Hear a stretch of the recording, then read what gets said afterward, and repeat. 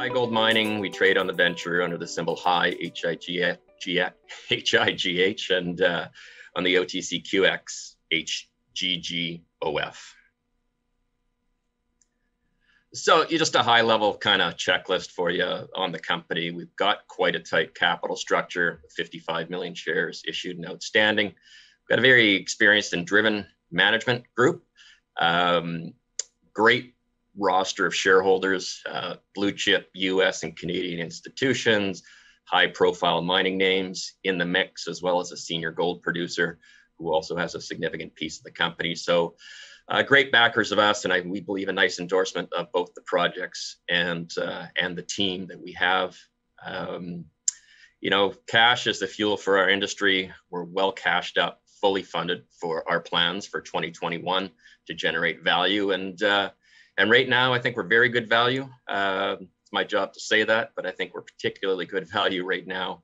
You know, the gold space as a whole has had a little bit of a retreat over the last few months. We've been caught up with that, but that's been compounded a little bit by the fact that the lion's share of our news flow is in the summer, and those that follow Eric and the other newsletter writers are probably aware there's often a bit of a lull that happens in the winter months. You know, the companies play limbo to see how low they can go, and then typically it snaps right back as you approach the field season. With that in mind, it seems like a very good entry or re-entry point for the company. We're focused on high-grade gold, and we're focused on high-grade gold in North America. Our flagship asset is the Johnson Tract. It's located in a very accessible part of Alaska. We were able to put a resource together, a maiden resource on this last May of 2020.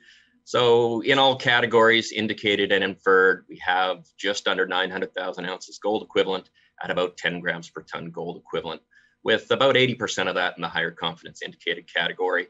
It is polymetallic, so about 50% of that value is in the gold. The remainder is split between copper, zinc, lead, and silver. So I'm going to spend a bunch of this talk going through, I guess, why we think that resource and that deposit is a cut above. And part of that is looking ahead to what it might be like to mine a project like this, and also lay out the path for value creation with the drill bit, both through the steady expansion of the main resource, but also that kind of bigger discovery of other prospects for that real step change value creation. You know, as a company, we're blessed with having a really attractive portfolio of properties in the Timmins camp. So this is sort of the epicenter for gold production in Canada. We've got a very large land package, and it's sort of turning to a second center of gravity for us, if you will. Right now, our budget's split about 80% Alaska, 20% Ontario. The sample you see here is actually from the Croesus mine. It's at the center of our Munro Croesus project. It was a small scale producer back in the early 1900s. This is some of the very high grade that was mined there, and it's actually on display at the Royal Ontario Museum. Kind of a neat story there. You know, the past production through the mill was averaging about 95 grams a ton from that mine, but that was actually the the smaller part of the production. The majority of the ounces actually came from material that they hand shipped to the mill or hand cobbed and shipped to, the mint. So the old timers described what went through the mill as the waste. So kind of an interesting story. If I had more time, I'd give you more background on that. So moving to Alaska, one of its big advantages for Johnson Tract is being near tidewater. This is the barge moving our drill and supplies to the site at the beginning of our drill program last year. So it reduces our cost for exploration, but much more important than that, it really provides optionality from a development standpoint. You know, this is a polymetallic project. It would produce a concentrate, so nice to be on tidewater for shipping your concentrate. But more than that, it does offer the opportunity to direct ship ore. The last time this was looked at in the mid-90s, it was a mining company that had an operation about 900 nautical miles away, and they were going to ship the ore to their mill that was located in another spot and mine it there. So it offers up some potential advantages, and I think a lot of folks aren't as I guess, aware of the cost advantages to shipping by marine transport. I'm aware of a project in Alaska that ships limestone from Alaska year-round to the Columbia River, on the Washington-Oregon border. Gravel from the Sunshine Coast here in BC goes across to Hawaii and Southern California. The point of all this is to say that's pretty low value material that's being moved. Our ore is pretty high value material. It does offer some optionality. Looking at the property position, it's quite a large land package. So shown here is, the camp and deposit area.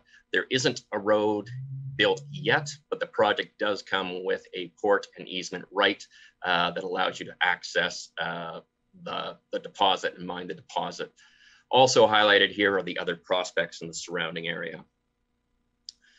So, as a deposit, it's generated some real dandy intersections, 50, 70, 100 meter plus intersections of 10 to 20 grams gold. Very unique in that it also comes with very strong base metal grades. And with these kind of intersections, you can generate, a really nice deposit. And so for us, in terms of generating a resource here, that was our mission one when we got public. Let's establish what we have. It was important from the standpoint of establishing the value of the rock. So we have a very high grade deposit, sort of in the upper 10% of undeveloped gold deposits in North America.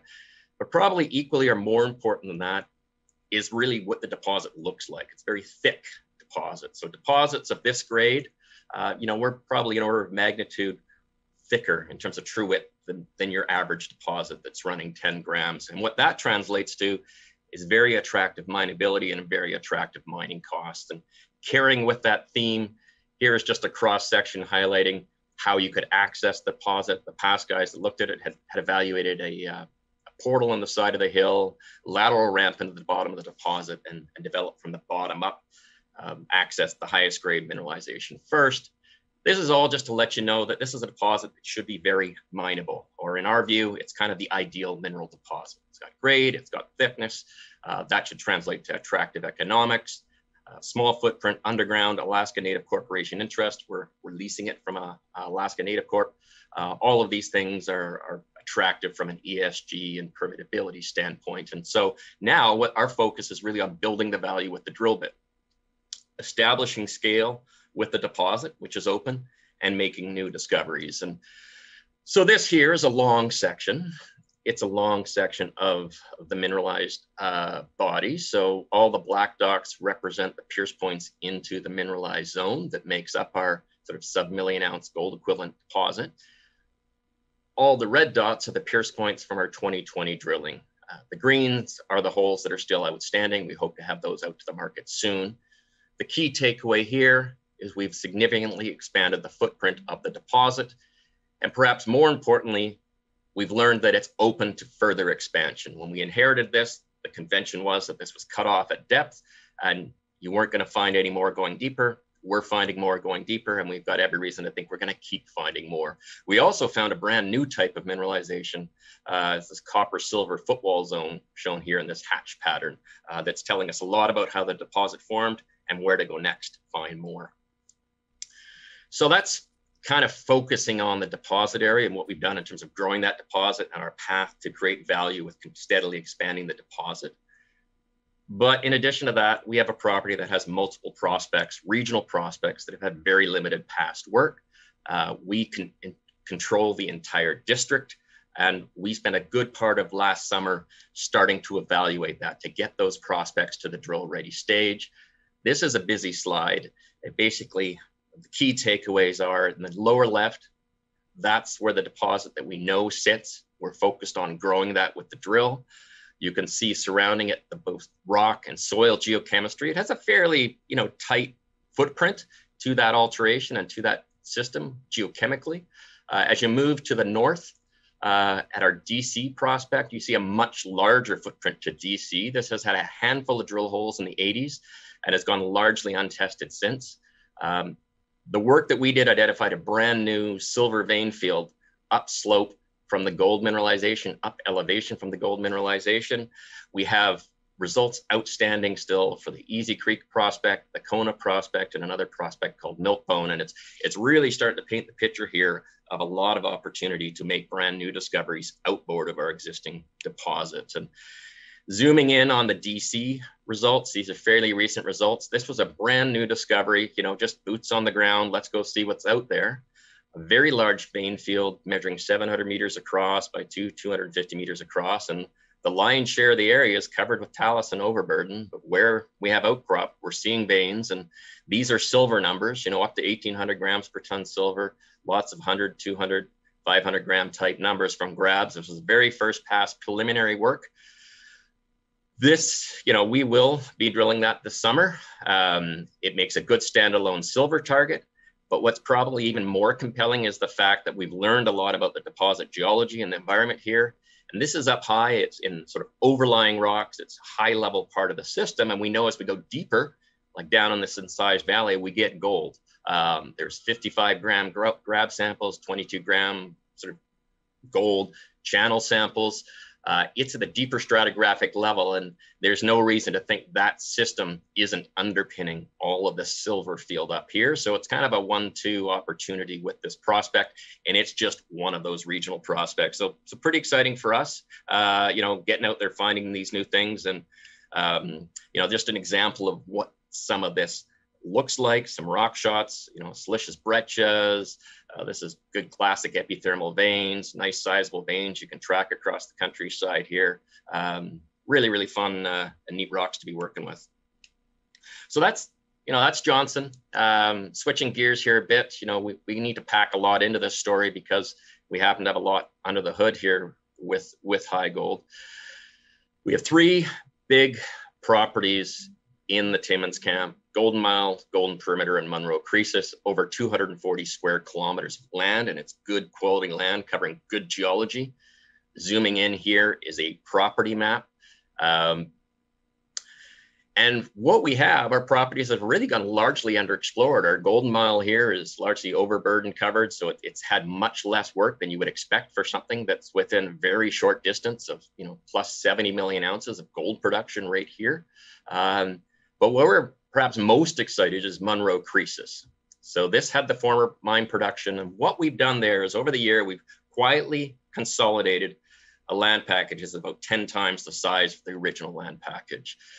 And we did that because we really like the quality of the ground there, and it helped protect the asset that we had in the core Croesus claims. And the majority of these properties are old patented claims that haven't been worked for about 100 years or more. So this really is kind of virgin ground in the shadow of head frames. There's a couple of million ounces immediately to our east, 2 or 3 million ounces immediately to our west.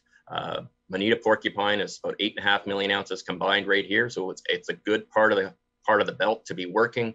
You should see a lot of activity out here. And what we're doing right now is we're taking a very systematic approach, methodical approach.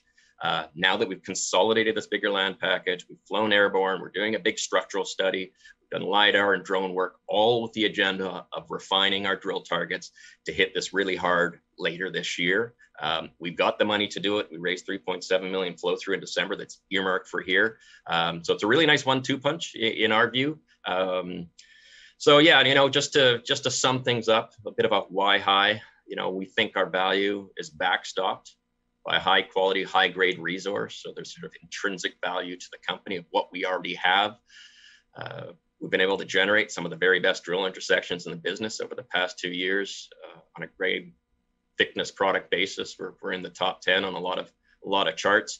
We're fully funded, you know, to do the work that builds the value, you know, the drilling that's gonna really break this wide open. And at Johnson, it's a real dual play, just steady resource expansion. It's open. We're going to keep expanding that. And with a little luck, we'll tag into a brand new system at one of these other regional prospects. And, you know, on a bigger picture look, you know, we kind of feel investing in HighGold, you get our Timmins assets for free.